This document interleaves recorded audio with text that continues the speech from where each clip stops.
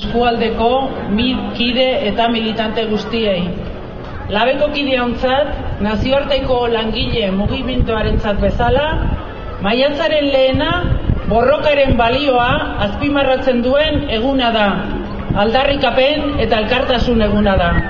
Horregatik, lehenik eta behin, elkartasun mezua luzatu nahi diegu, bere herrietako askapenerako borrokan diren langilei, bere nazio eskubideen alde borrokan ari direnak, Palestina, Sahara, Txetxenia, Kurdistaneko herritarrei. Baita ere, gogor salatu nahi dugu, Gazan eta Kuban jasatzen duten blokeo bidegabea, bi herritako langileei gure elkartasun beroena. Gora munduko langileria! Eta elkartasunari buruz hitz egiterakoan, noski, Euskal Herrian bertan ditugun borrokei ere begiratu behar diegu. Lehena, gaur gurekin egoteko aukera ez dutenei, urrun baino gure bihotzean, Euskal Herrian errepresio politikoa jasaten ari direnak, presoak, deportatuak, ieslariak, errefuxiatuak, eta gure bezarkada beroena, Imanol, Naikari, Ekaiz, Aitor, Adur, Oier, Mikel eta Egoiri. Harro gaude erakutsi duzuen konpromiso politikoagatik. Esperantza eman diguzue indarra hurrengo epaiketa politikoak gelditzeko. Zuen borroka gure borroka da. Gora Euskal Gazteria! Aurtengo maiatzaren lehena krisi sistemiko baten erdian dator. Erreforma kapitalista sakon eta bortiz baten erdian gaude. Krisialdi finantzieroa hasi zenetik 6 urte pasa dira. 6 urte hauetan gauza bi entzun ditugu, behin eta berriro. Hartzen dituzten erabaki guztiak eta hartzen dituzten neurri guztiak krisialdetik irteteko direla, eta hemen Euskal Herrian, estatuan baino hobeto gaudela. Gauza biak gezurra bat, gezurra bestea. Zulo, gero eta beltzago baten sartzen gaituzte egiten dituzten politikak. Eta Euskal Herria, Espainiar estatuaren etorkizun beltz horretara kateatu nahi dute. Egoera sozioekonomikoa nabarmen eta oso modu larrian okertzen ari da. Datu guztiak beldurgarriak dira. Gure eskualdia eta eskualerria osoa ere larrialdi egoeran dago. Krisialdia aitzakia sartu, erreformak eta murrizketak inposatu dizkigute. Hartzen ari diren neurri herritarren guztiek kontrako eraso da. Neurri hauek guztiak erabiltzen dituzte gu guztiok pobretzeko. Egoera honek eragin zuzena du gure eskualdean. Donostian, azken urteotan, langabezia nabarmen egin du gora. Honela, langabezi tasa 6%koa zen 2008 urtean, gaur egun aldiz, langabezi tasa 13%koa da. 12.525 langabetuari eraginez. Hauetako 52% emakumeak izanik. Donostian, lanbila dabiltzen lagun gehiengoak 25 eta 45 urteko emakumeak dira. Eta lanbila dabiltzen bi gaztetatik batek ez du lan aurkitzen. Sektoreka, industrian, 1.255 donostiar daude lanik gabe, 10%. Eraikuntzan, 1.015, 8%. Arrantza eta nekazaritza arloetan, 125 lagun. Eta Donostia hiri zerbitzua denez, langabezi mailarik altuena, zerbitzu sektoretan kokatzen da, 64%arekin. 9.325 langabetu ditugu. Egun bizi dugun gizarte larrialdi egoeretatik ateratzeko, enpleguaren gaia funtsezkoa izan behar da. Hala ere, ez daiteke enplegu politika eraginkorrik egin Euskal Herrian ez badugu hauek burutzeko gaitasunik. Baita ere, Gobernu Espainiarrak 2012an otsailean eta uztailean plazaratu zituzten negoziazio kolektiboaren dekretua joko araudiak eraldatu dituzte. Enpresak markatzen diguten malgutasunaren aldeko tresta bihurtu dute negoziazio kolektiboa, eta gure hitzarmenak bertan negoziaz ditzagun iraupena amaitu ondoren. Epe motzean, Donostiako langilariaren erdia, hau da, 55.500 lagun, egoera horretan egongo da, lan hitzarmenen iraupena amaitu zaielako. Baita ere Donostian, herrialdeko 30 hitzarmen daude arriskuan. Donostian, hainbat sektore ezberdinetako langileok, garbiketako langileok, metaleko langileok, mobilizatzen eta borrokatzen ari dira bere herrialdeko hitzarmenaren alde.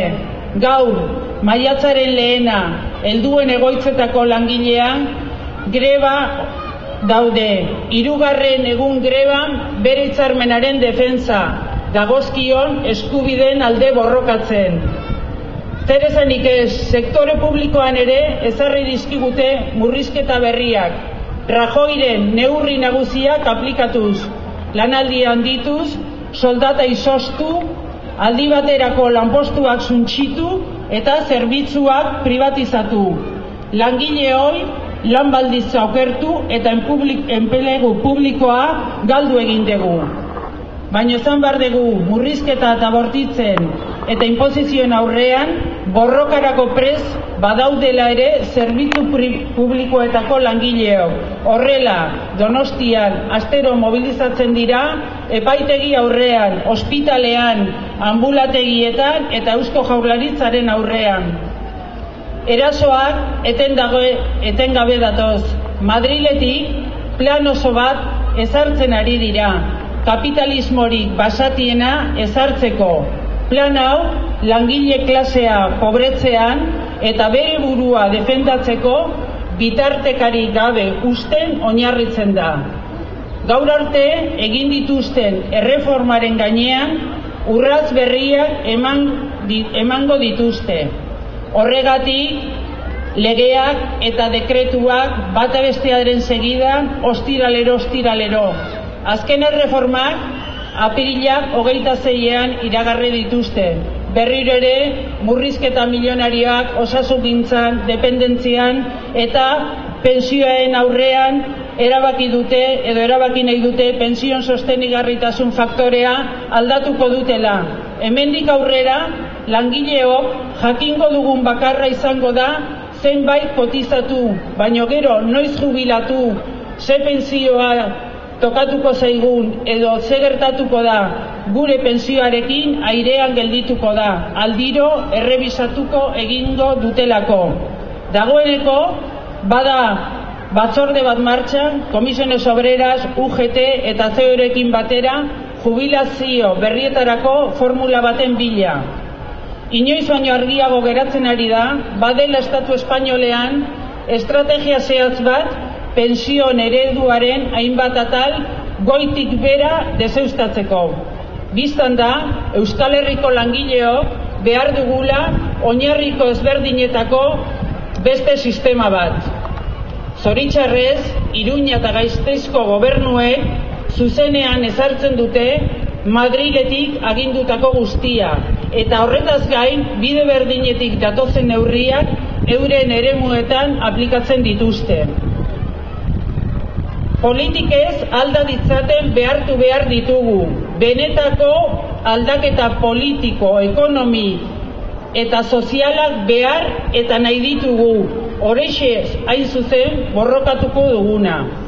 Aldarrikatzen dugun beste eredu sozial eta ekonomiki hori, eskaol langileok eta herritarrok erabaki behar dugu. Zertan oinarritu behar da bide hori. Horixe da modu bakarra, erabakiak gutxi batzuen artean, gutxi batzuentzako hartu ez daitezen. Euskal Herriak bere bidea eta bere etorkizuna erabaki behar du. norabidea aldatu behar dako. Espainiako hondamenditik eta inposaketatik aska gaitezen. Horretarako Euskal Herria irauli behar dugu, Donostia irauli behar dugu. Indarrak bilduz, mobilizatuz, matxinatuz, gure eskualdearen etorkizuna defendatuko dugu. Baita ere, krisialdearen aurkako borrokan urrats berriak egiteko akordio sozial sendoak behar ditugu Euskal Herriko eragile politiko, sozial eta sindikalen artean. Eredu berri bat eraiki dezagun. Eta hori egingo dugu. Aurreneko akordio handia Euskal Herriko eskubide sozialaren gutuna izan dadila proposatzen dugu. Gutunak eredu sozial berri definitzeko eta adosteko Euskal Herritarron eskubide sozialak zeintzuk izango dira erabakitzeko. Honekin batera, fase berri bat zabaldu nahi dugu mobilizazioan. Ezartzen dizkiguten erreformen kontra mobilizatzeko eskualdez eskualde. Horregatik, maiatzaren 30ean kalera ateratzera deitzen zaituztegu. Gertatzen ari den guzti onartzen ez dugula, argi eta garbi adierazteko. Bizi dugun larrialdi egoera honi erantzunik sendoena emateko. Nahikoa da, ozen eta indarrez oihukatzeko.